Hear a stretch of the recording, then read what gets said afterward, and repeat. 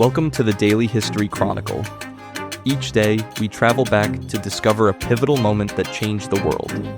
These aren't just dates and facts. They're stories of courage, conflict, innovation, and consequence that still echo through our lives today. Are you ready to explore? Let's see what happened on this day in history. This is the Daily History Chronicle, where we explore the moments that shaped our world and discover why they still matter today. I'm Richard Backus, publisher of University Teaching Edition, and every day I get to share a piece of history that I think you'll find as fascinating as I do. On January 26, 1934, a theater at 253 West 125th Street in Harlem opened its doors with a show called Jazz à la carte. The building wasn't new. It had been there since 1914, but for 20 years, Black performers couldn't work there. Black audiences couldn't attend. Now, suddenly, everything had changed. Benny Carter's orchestra was on stage. Ralph Cooper was at the microphone. The gorgeous Hot Steppers, an all-black chorus line, were dancing. And in the audience, finally, for the first time, sat the people of Harlem. Here's what fascinates me about this moment. The Apollo Theater would become the most important venue in American popular music, launching careers from Ella Fitzgerald to James Brown to the Jackson 5. But it didn't start as some grand cultural statement. It started as a business decision by a white theater owner who saw an opportunity. Understanding what happened requires holding multiple truths.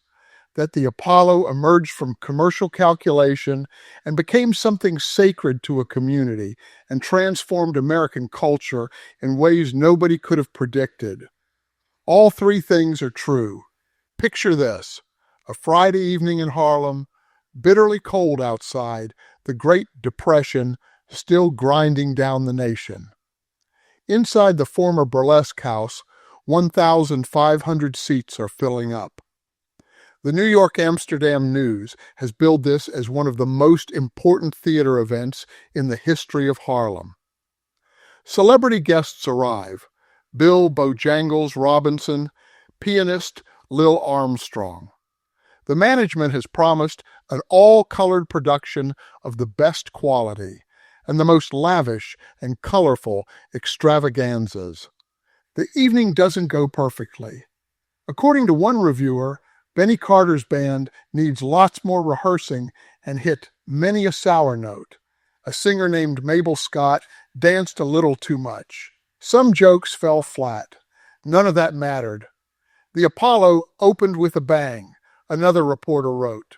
After the show, the owners announced they'd raised $229.50 for the Harlem Children's Fresh Air Fund, over $5,000 in today's money. Let me build the clock for you.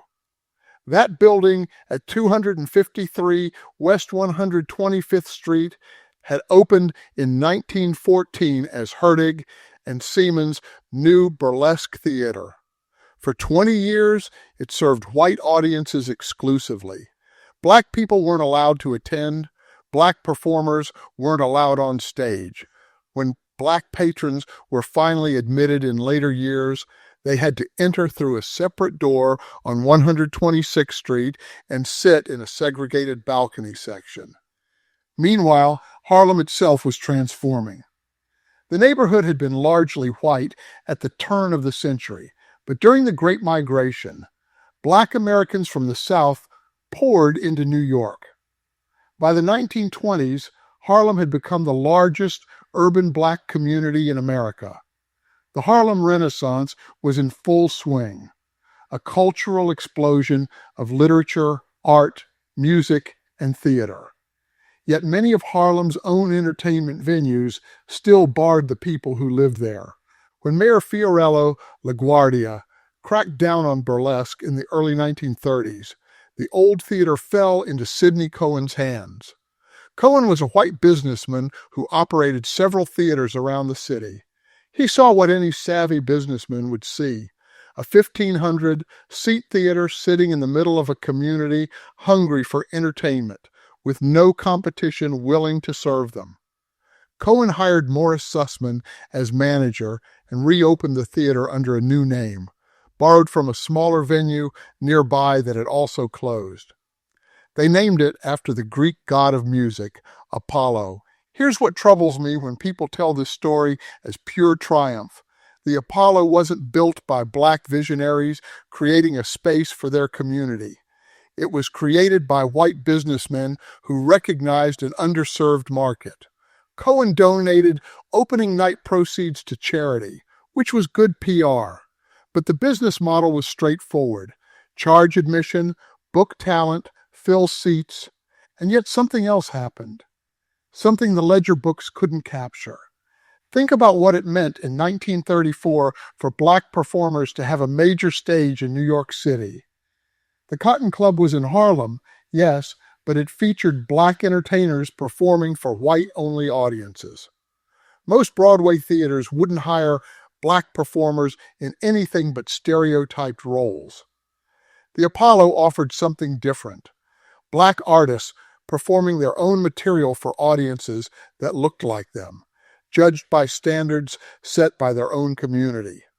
When Sidney Cohen died in 1935, Frank Schiffman and Leo Brecker took over. Schiffman's family would run the theater for decades. Under their management, the Apollo became, by 1937, the largest employer of black theatrical workers in the United States.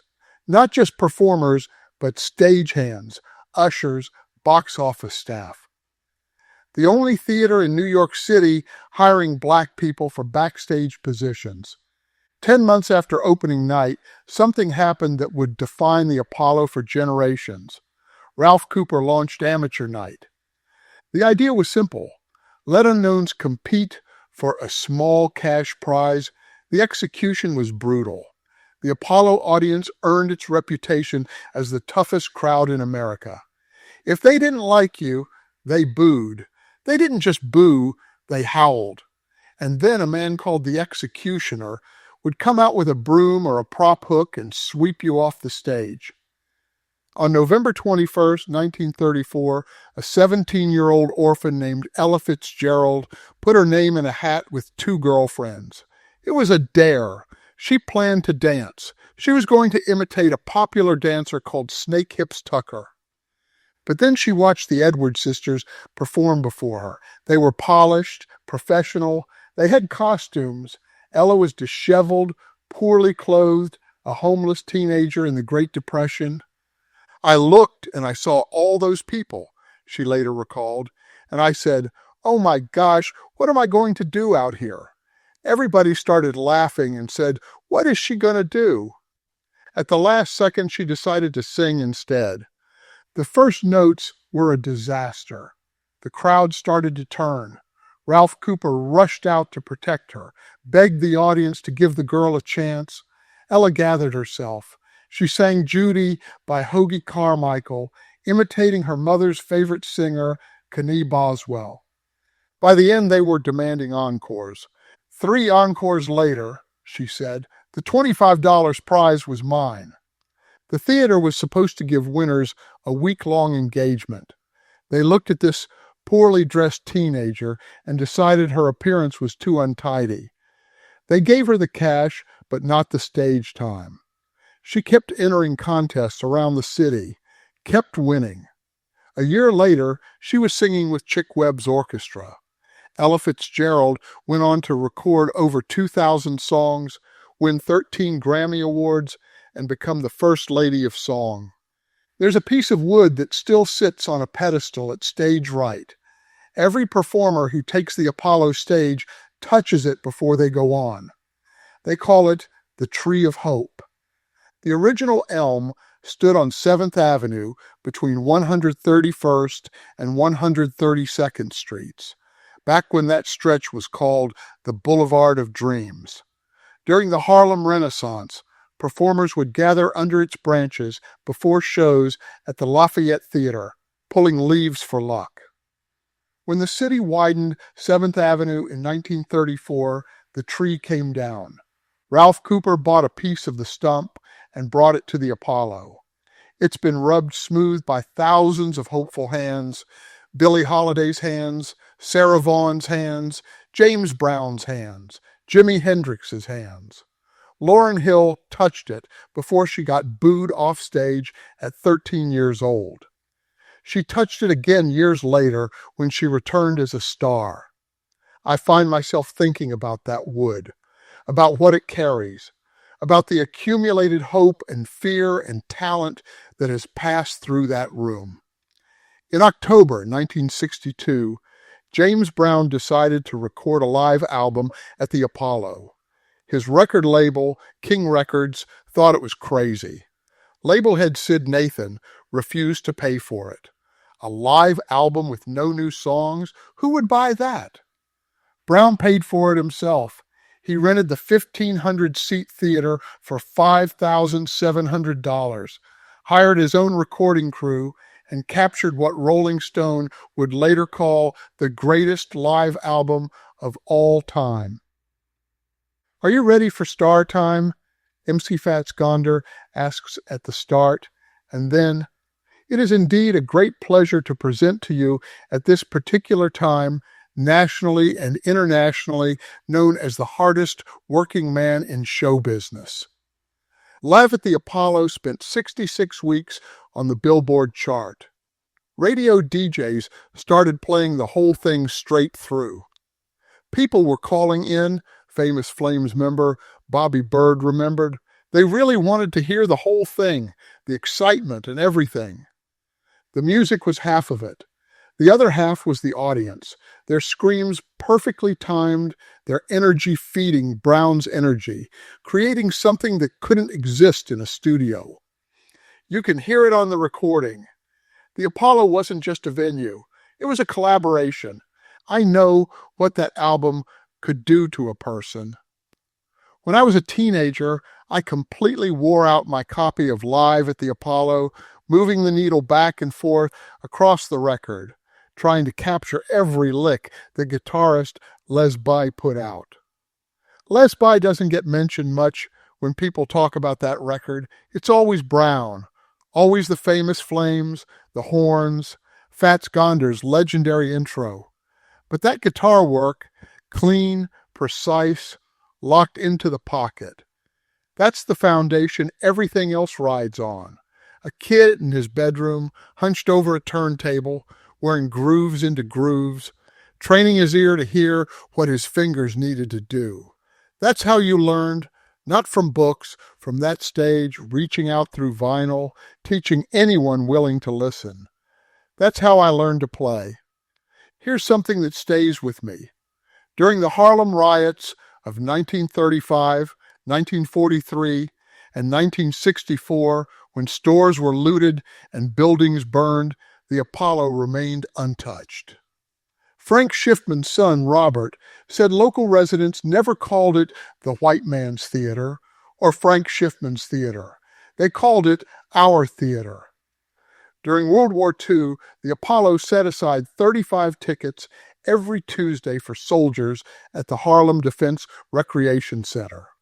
Headline acts would perform and socialize with servicemen. Tuesday became Apollo night at the local USO. Smokey Robinson later said of the civil rights era, "We couldn't stay in any hotels. It was a rough time, but the Apollo was like a beacon. It was the beacon. It was the black music staple where the black acts came. Couldn't play anywhere else. We're still living with what the Apollo created. Every singing competition on television, American Idol, The Voice, America's Got Talent, owes its format to amateur night. The live album as an art form traces back to James Brown's bet on himself in 1962. The idea that popular music is a conversation between performer and audience, that the crowd is part of the show. That understanding was refined on that stage. And the careers: Billie Holiday, Sarah Vaughan, Sammy Davis Jr., Gladys Knight, Stevie Wonder, Marvin Gaye, Diana Ross, the Jackson 5, Lauryn Hill, a partial list that could fill this entire episode. In 2006, When James Brown died, his body lay in state on the Apollo stage. Tens of thousands of people came to pay respects. In 2007, Senator Barack Obama held a campaign fundraiser there and sang a few bars of Al Green from the same stage where all those legends had stood. Today, the Apollo draws over 1 million visitors a year. Amateur night still runs every Wednesday at 7:30 p.m. Performers still touch the tree of hope before they face that crowd. The philosopher George Santayana wrote that those who cannot remember the past are condemned to repeat it. But sometimes the past isn't a warning. Sometimes it's an invitation. The Apollo reminds us that transformation can come from unexpected places, from commercial calculation that becomes cultural institution, from a homeless teenager who changes her mind at the last second, from a singer who bets his own money on what he knows is true. Both things are true. The Apollo was built on shrewd business decisions, and it became something sacred. Both things matter. I'm Richard Backus, and this is the Daily History Chronicle. Tomorrow, we'll explore another moment that shaped our world. Until then, think about what it means to have a stage. Think about who gets access to the microphone and who decides. Think about the spaces in your own community that belong to everyone, and whether they started that way or became that way through love and use and time. Because that's what the Apollo teaches us. Not just about American music, but about how institutions become more than their origins. About how a building can hold hope. About how a piece of wood from a cut-down tree can carry 90 years of dreams. Thank you for your time. If you enjoyed this episode, then please subscribe. If you really enjoyed it, then please leave a review or tell a friend. I hope you will join me again tomorrow for more of our shared history.